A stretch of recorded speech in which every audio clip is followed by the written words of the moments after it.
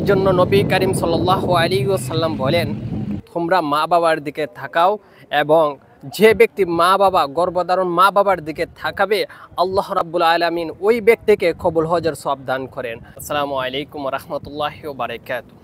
প্রিয় বন্ধুগণ, আপনারা কেমন আছেন? আশা করি ভালো আছেন। আলহামদুলিল্লাহ, আমিও ভালো আছি। আজ প্রায় 2টা বছর হয়ে গেছে আমার মাকে দেখি নাই। মার জন্য অনেক মন খাদে, কি করব, এত দূর প্রবাসের কারণে মাকে দেখতে পারি না। ও প্রিয় বন্ধু, যারা মার পাশে আছেন, আপনারা মা বাবাকে খেদমত করেন, মা বাবার সাথে অসৎ ব্যবহার করিও না, সব সময় সৎ ব্যবহার করিও। দেখবেন এক সময় মা বাবার দোয়া আপনারা অনেক অনেক ভালোবাসা নিয়ে এগিয়ে যাবেন। কেউ মা বাবাকে কখনো কষ্ট দিবেন না, কারণ যদি মা বাবাকে কষ্ট দেও, তাহলে মা বাবা যদি তোমাকে বদ্দা দেয়, তাহলে তুমি দুনিয়াতে ধ্বংস হয়ে যাবা, আখেরাতে ধ্বংস হয়ে যাইবা। এই জন্য মা বাবার সাথে সৎ ব্যবহার করতে হবে সব। এই জন্য নবী করিম সাল্লাল্লাহু আলাইহি ওয়াসাল্লাম বলেন, তোমরা মা বাবার দিকে তাকাও, এবং যে ব্যক্তি মা বাবা গর্ভধারণ মা বাবার দিকে তাকাবে আল্লাহ রাব্বুল আলামিন ওই ব্যক্তিকে কবুল হজের সওয়াব দান করেন। এবং সাহাবী কেরাম শুনে প্রশ্ন করলেন, ইয়া রাসূলুল্লাহ, ইয়া হাবিব আল্লাহ, কোনো মানুষ যদি মা বাবার দিকে দিন 10 বার তাকায়, তাহলে কি তাকে 10 বার কবুল হজের সওয়াব দেওয়া হবে?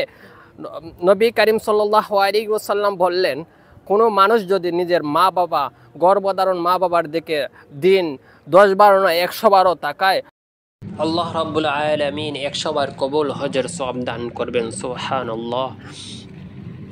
প্রিয় বন্ধু, সাহাবী কেরাম প্রশ্ন করলেন, ইয়া রাসূলুল্লাহ, ইয়া হাবিবাল্লাহ, কোনো মানুষ যদি তার গর্ভধারণ মা বাবার দিকে 100 বার তাকায়, আল্লাহ রাব্বুল আলামিন 100 বার কবুল হজের সওয়াব দান করবেন। সুবহানাল্লাহ।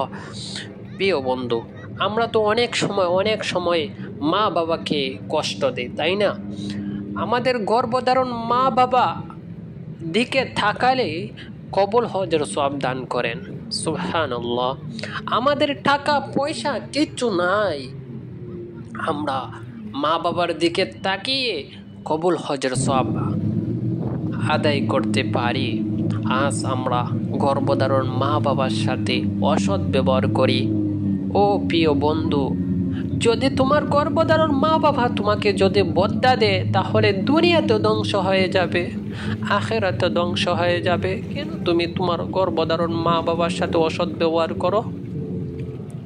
আমি দোয়া করি আল্লাহ রাব্বুল আলামিনের কাছে, আল্লাহ রাব্বুল আলামিন যেন প্রত্যেকটা মানুষের হেদায়েত দান করে এবং তাদের গর্ভধারণ মা বাবার সাথে সৎ ব্যবহার করার তৌফিক দান করেন। আমি কামনা করি সবাই দোয়া করবেন, বিশেষ করে প্রবাসী ভাইদের মা বাবার জন্য দোয়া করবেন। তারা চাইলেও দেখতে পারে না, অনেক দূরে তারা বসবাস করে। তাদের গর্ভধারণ মা বাবার জন্য সবাই দোয়া করবেন। আমিও দোয়া করি আল্লাহ রাব্বুল আলামিন যেন প্রত্যেকটা মানুষকে সুস্থ রাখেন, হেফাজত করেন। আমিন।